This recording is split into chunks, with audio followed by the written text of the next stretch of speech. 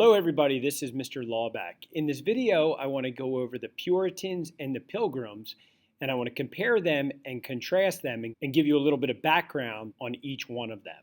So first, let's talk about their primary settlements, Plymouth and Massachusetts Bay.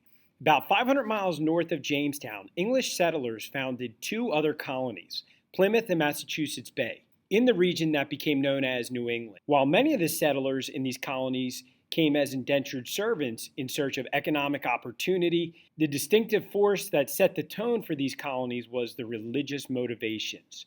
Both colonies were settled by English Protestants who dissented from the government-supported Church of England, known as the Anglican Church. The Church of England, led by the English king, had broken away from the Roman Catholic Church in 1534. However, it had kept most of its Catholic rituals and governing structure. The dissenters, influenced by the teachings of Swiss theologian John Calvin, became known as Calvinists, charged that the Church of England, or the Anglican Church, should break completely with Rome. England's King James I, who reigned from 1603 to 1625, viewed the religious dissenters, many of whom were Puritans and Pilgrims, as a threat to his religious and political authority and ordered them arrested and jailed. Before we dive into each one of these colonies, let's take a look at the area in which we are talking about.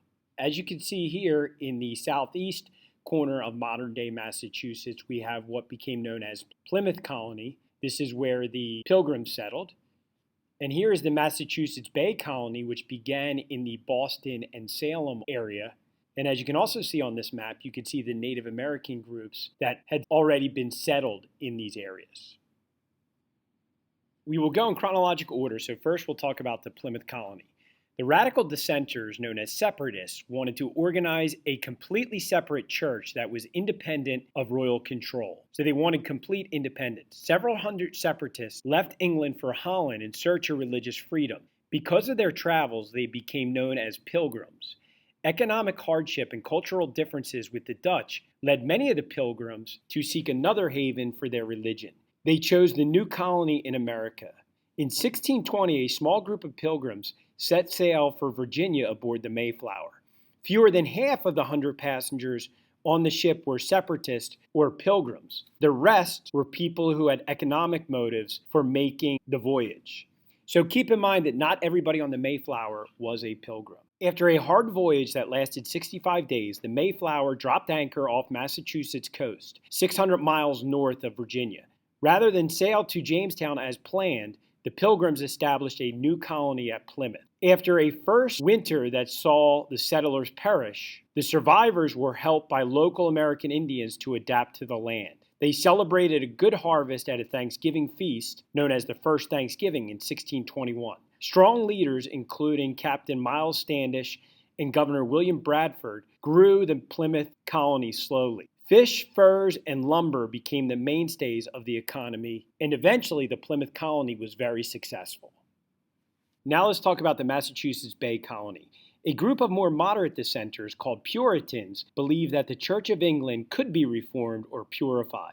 The persecution of Puritans increased when a new king, Charles I, took the throne in 1625. Seeking religious freedoms, a group of Puritans gained a royal charter for the Massachusetts Bay Colony in 1629. In 1630, 1,000 Puritans led by John Winthrop sailed for Massachusetts and founded Boston. Religious and political conflict in England in the 1630s drove some 15,000 settlers to Massachusetts Bay Colony, a movement that would become known as the Great Migration. Puritans from Massachusetts founded several settlements in New England. In contrast to the plantations in Virginia, these New England settlements were mixtures of small towns and family farms that relied on a blend of commerce and agriculture.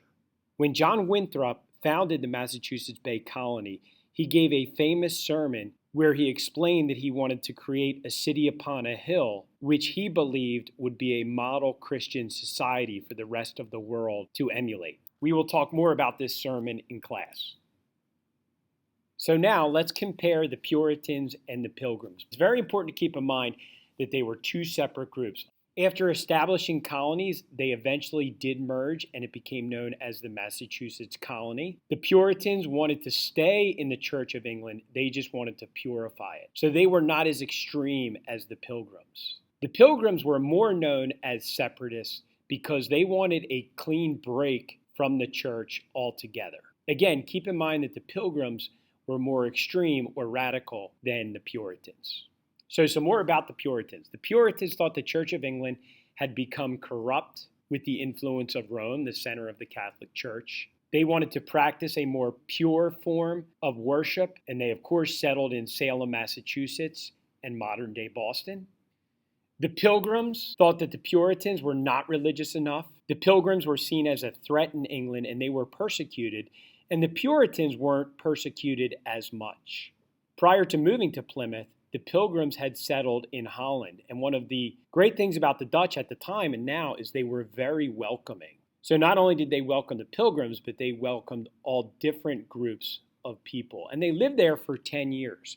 However, as the Pilgrims had been there for a while, they noticed that their children were mixing in too much with Dutch society, and they feared that they were straying from their Christian ways. So they wanted to break free and settle completely separate, which eventually led them to the Plymouth Colony. So I hope this video helped you better understand the Pilgrims and the Puritans, what their similarities were, and what some of their significant differences were. Have a great rest of the day.